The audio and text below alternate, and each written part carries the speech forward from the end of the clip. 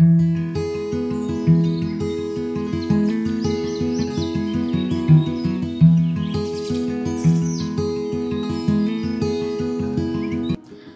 buntag mga kapaglaom, niining kabuntagon atong tukion ang matag-adlong devosyonal nga sa diin giuluhan, ngadto sa usa sa mga labing gamay niini.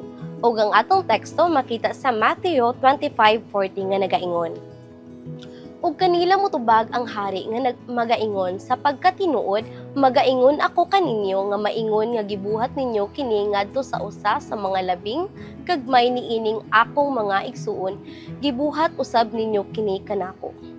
Si Kristo nagahimo sa mga kinahanglanon sa iyang mga anak nga iyang kaugalingong personal nga interes.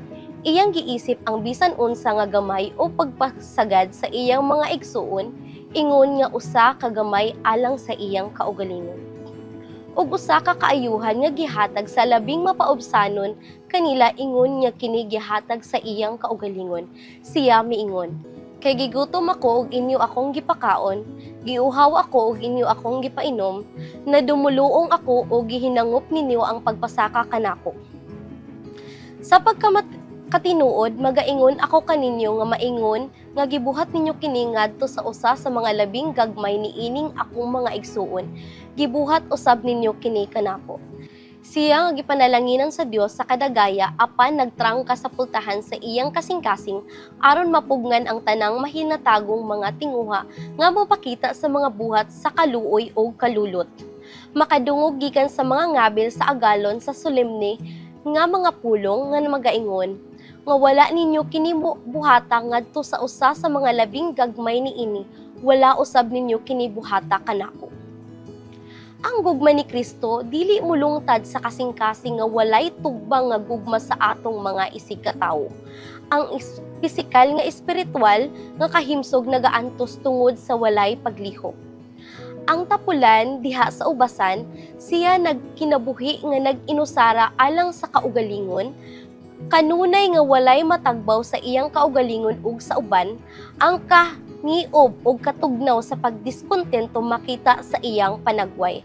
Apan siya nga nahigawas ug napahilayo sa kaugalingon, kinsa sama sa iyang agalon, nagaila sa iyang kaugalingon sa nagaantos nga katawhan, mamahumok og mamamutli og pinaagi sa pagpakita og simpatya alang sa uban.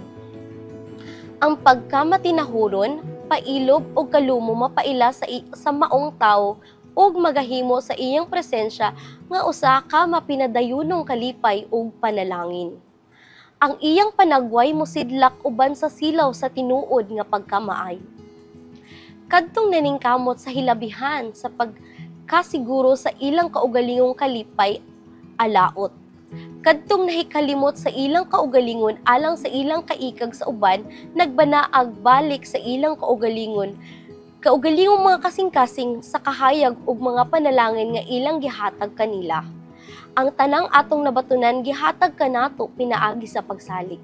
Apan sa diha nga siya moganti kanato uban sa iyang pag-uyon kana daw mao ang atong kaugalingong kaayuhan. Maayo ug matinumanong ulipon. Dili ang pagkahalangdon sa buluhaton nga atong ginabuhat, kundili ang gugma ug pagkamatinumanon nga atong pagbuhat ni ana, ang nakadaog sa pag-uyon sa manluluwas. Magampo ta mga kapaglaom. Amahan namo nga naa ka sa langit, salamat sa pagpahinumdum kanamo nga kung unsa among gibuhat sa among isig katawo, mausad ang among gibuhat kanimo. Salamat sa imong dakong gugma kanamo, bisan pa man sa among pagkamakasasala. Sa ngalan ni Jesus, among personal ug bugtong manluluwas. Amen.